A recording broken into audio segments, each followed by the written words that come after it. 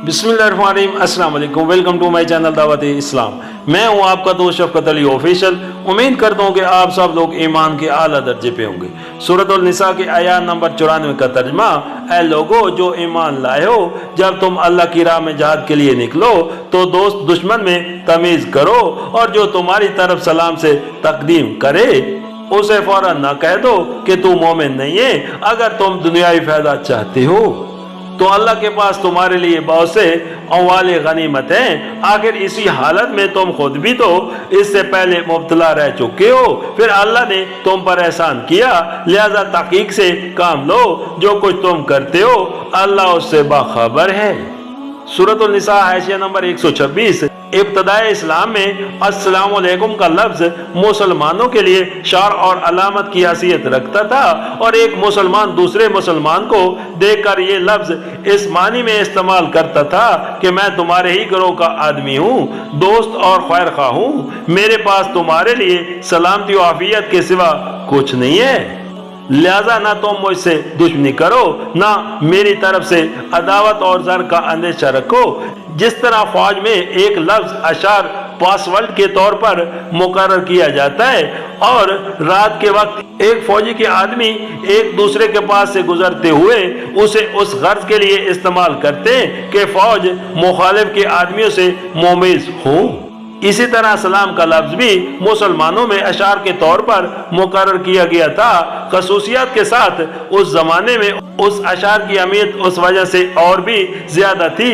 कि उस वक्त अरब के नौ मुस्लिमों और काफरों के दरमियान लिबास, जबान और किसी दूसरी चीज में कोई नुमाया इम्तियाज न था, जिसकी वजह से एक मुसलमान सरसरी नजर में दूसरे मुसलमान को पहचान सकता हो। लेकिन लड़ाइयों के मौके पर एक पेचीदगी ये पेश आती थी कि मुसलमान जब किसी दुश्मन गिरोह पर हमला करते और वहां कोई मुसलमान इस लपेट में आ जाता तो वो हमला आवर मुसलमानों को ये बताने के लिए कि वो भी उनका दीनी भाई है, अस्सलाम वालेकुम या ला इलाहा इल्लल्लाह पुकारता था, मगर मुसलमानों को उस पर यह शुबा होता था कि ये कोई काफिर है जो माल जान बचाने के लिए हिल्ला कर रहा है, इसलिए बसा औकात वो उसे कत्ल कर बैठते थे और इसकी चीजें गनीमत के तौर पर लूट लेते थे।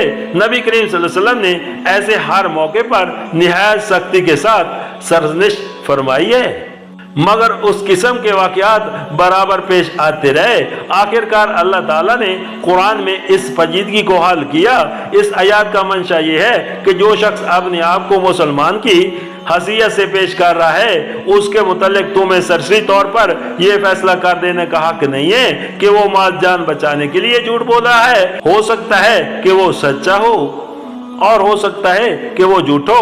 हकीकत तो तहकीक ही से मालूम हो सकती है। तहकीक के बगैर छोड़ देने में अगर ये इम्कान है कि एक काफिर झूठ बोलकर जान बचा ले जाए तो कत्ल कर देने में उसका इम्कान भी है कि एक मोमिन बेगुनाह तुम्हारे हाथ से मारा जाए। और बहरहाल तुम्हारा एक काफिर को छोड़ देने में गलती करना इससे बदरे जहां ज्यादा बेहतर है कि तुम एक मोमिन को कत्ल करने में गलती करो। सूरत निसा हाशिया नंबर 127। यानी एक वक्त तुम पर भी ऐसा गुजर चुका है कि इनफरादी तौर पर मुख्तलिफ काफिर कबीलों में मुंतशिर थे, आपने इस्लाम को जुल्म सितम के खौफ से छुपाने पर मजबूर थे और तुम्हारे पास ईमान के जबानी इकरार के सिवा अपने ईमान का कोई सबूत मौजूद न था। अब ये अल्लाह का एहसान है कि उसने तुमको इज्तिमाई जिंदगी अता की और तुम इस काबिल हुए कि कुफार के मुकाबले में इस्लाम का झंडा बुलंद करने उठे हो।